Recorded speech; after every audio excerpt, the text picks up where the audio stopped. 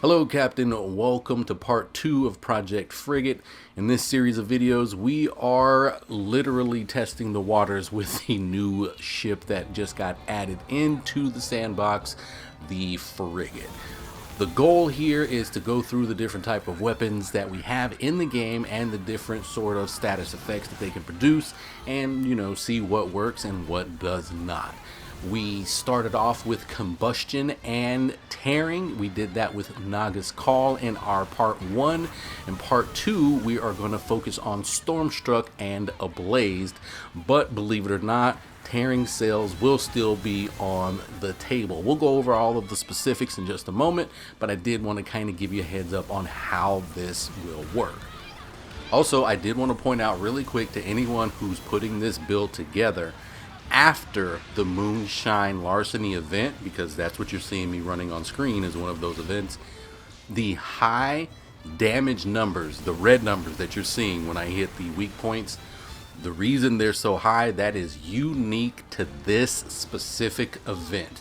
If you're attacking any of these ships and you're using weapons that have fire damage or ablazed damage, they just do more damage to weak points. So that's what you're seeing on screen. Normally it looks like what you're seeing right now with this takeover that I'm doing right here, just hitting the weak points. Those are the normal numbers, so I did want to show that just in case you see this and you're wondering like, what the fuck, why is my build not as good as yours? That's why. Just a really specific thing going on right now. Alright, so with the frigate, the idea is that any ship around the frigate that's not also a large ship, they get a damage reduction of 10%. When the frigate is getting attacked, it can build up something called grit, and with enough grit, other ships around it can build up to a 20% damage reduction instead. There's also some armor that gets kicked around, but it's very minimal, so we're not going to worry about that. Now, the culverin we are focusing on this time around is the Heaven's Mandate. These are our electric culverins that will build up Stormstruck. Yes, you do get that lightning bolt, and it's probably one of the weaker lightning bolts that you get, only up to 1500 electric damage. But we've added in incendiary and amplified electric for our rolls to boost the application of Stormstruck and of course giving us the ability to set a ship on fire. We've done this on each and every position, bow, broadside, bow and our broadsides, and on the stern we're using the Thunder Dragon cannon. Now, as I mentioned, this ship, just like my last build, still has the ability to tear sails. The Thunder Dragon cannon, if I'm lucky enough to have the ship with torn sails by the time they get to the stern of my ship, I can get a stronger lightning bolt attack. So that's the main reason why we have this back here. For our auxiliary weapon, we're still using the repair mortar. Remember, we got service, restorative, and we use long arm to give anyone away from us enhanced repair. This time around, we're not using the ammo priming bench, so we're not getting the bonuses to the health that we got last time around. So I did want to point that out too. And with the first build, we focused on combustion. The whole goal there was to add it into the weapons, to add in furniture that helped to enhance the secondary damage of these weapons so that it implied even more. This time around, what we're going to do is we're still going to do what we can to enhance our secondary damage, because we still want to apply a really solid amount of Ablazed and Shell Shock, but we're really going to focus on enhancing our reload speed. Now, we're going to do that with two pieces of furniture that you already saw in the last build. So keep the Ramrod Workshop and the Fusing Station. You can leave those equipped. We're going to keep that 7% reload speed reduction and 7% increase to our damage reduction, secondary damage, and the 9% that we're getting from our bow and stern. But we're also going to enhance the reload speed by adding in the megaphone. With the megaphone equipped, consecutive hits will decrease the reload time by 0.5 seconds up to a maximum of 15%. The effect does reset after 10 seconds, but again, you're not starting from zero because the megaphone is not the only piece of furniture reducing your reload time. If you fire from the broadsides, you start out at 7% and then you go up another 15% from there. from your bow or stern. Same idea, you start at 9 and you're going up another 15%. That'll get you just under a 25% decrease to your reload speed. And if you happen to have any of those fruitcakes lying around in your warehouse, those perks will help you with some stamina reduction, but also will decrease your reload time by 5% for 30 minutes. So that'll put you at 12% on your broadsides, 14% on your bow and stern, and get you at just under 30% of a decrease to your reload speed while you have the fruitcake active.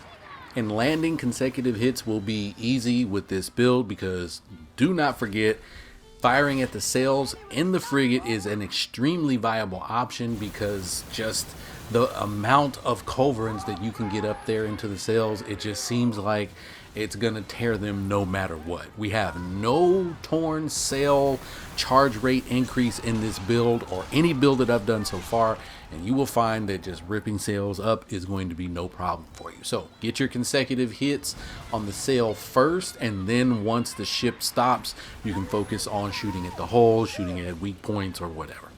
Now, the next two pieces of furniture are going to produce a very interesting quirk. They do the exact same thing. Copper Fastening Station is going to increase the secondary damage of our electric part of the weapon. The Devil's Concoction is going to increase the secondary damage of the burning part of our weapon, right?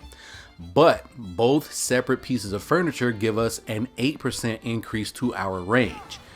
The range is just one thing, you know what I mean? It's not like we can increase the burning weapons range separate from the electric weapons range, right? They're the same weapon. So what should be happening here is we should be getting a 16% increase to our range.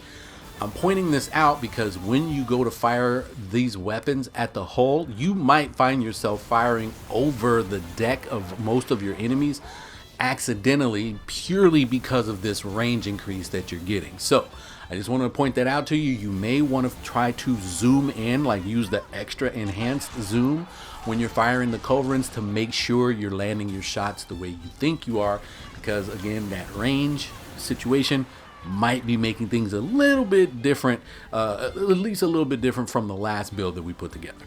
And last but not least, the culverin works 1, so we can get a 19% increase to our secondary damage on our culverins.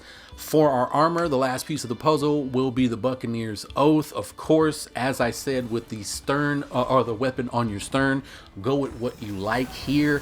This will just give you a 25% damage increase the moment you kill a target. If you are going to be taking on large amounts of targets, fleets, if you're taking on the Moonshine event, this is the perfect piece of armor for you to be using. If you're taking on one target like a boss, you may want to use something like the Nocturne Heart. I mentioned it last time around. You get a 15% damage increase just flat, as long as you stay above 75% health. So it's even, you know, a decent ask, because most people try to heal themselves right after they get injured anyway. So you can go that route if you're not taking on, you know, a large amount of targets. Now, if you've been following this channel from at least last season, then you can guess where I got the idea for this build from. This comes right from my Sam Book build that I did with the Divine Winds. The idea there was to take electric weapons, add in incendiary, and try to take advantage of our 2 damage over time effects that we have in the game right now. Once they activate, if they activate at the same time as you've been seeing on screen, they absolutely fucking roast ships. What's happening is, once you apply enough burning damage, a ship becomes ablazed. When Ablazed activates, a ship takes damage over time, but it says it takes heavy damage over time. So this thing can take hundreds of damage every second. With Stormstruck, after you add on enough lightning to a target, it'll become Stormstruck. And a ship that becomes Stormstruck takes damage over time, but it takes damage over time differently. Every time you see the lightning chain from a ship that's Stormstruck over to another ship, that's when it takes damage. But the kicker is that it'll take more damage based on how many ships are around. So if you apply Ablazed and Stormstruck in a large group of ships, you'll notice that the ship that started the whole thing they almost get melted immediately because they're taking double damage, triple damage, quadruple damage, depending on how many ships are around them. On top of which, you're just sending volley after volley of, cannons that are reloading, 25 to 30%, faster than they normally should be. And it just ends up giving you the results that you're seeing on screen. Now, better in a group, not saying that you don't want to, take it out to solos or elite captains, because it's still the same concept. You're still going to set them on fire and set them on Stormstruck, and they're still going to take damage over time, just not as much. Now, I like this build for different reasons, but it's still just as effective as the combustion build. Mind you, the combustion build has its own quirk, and it's more so designed to just keep locking ships down, and it has a wonderful side effect of, blowing up and doing extra damage to ships, that are close to the explosion, spreading more combustion to other ships, making it easier for you to make them shell shocked as well. It does a really, really good chain if you get it going, but with this one, man, it's just the meltiness of it all. I haven't taken it into a fort, at least to Wolvenhole, but I've taken my Bombard build into Wolvenhole, and I already know that thing wrecks. That build absolutely crushes Wolvenhole, and I imagine the same thing's just going to happen here with this one. So, just a fun little fact I wanted to share with you. But that is going to do it, Captain. We wrapped up yet another build. Now, the next build is going to be coming out this week.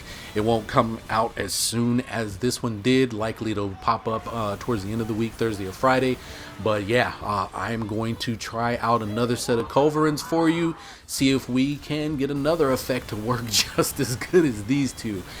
Because man, being able to apply 2 to 3 status effects just as consistent as you can with this ship, man, that is what the perk should be enhancing. That's what a resolve should be enhancing instead of my defensive abilities. But hey, we'll wait for an actual DPS ship to show up. I imagine it's going to be pretty good. But that's going to do it, Captains.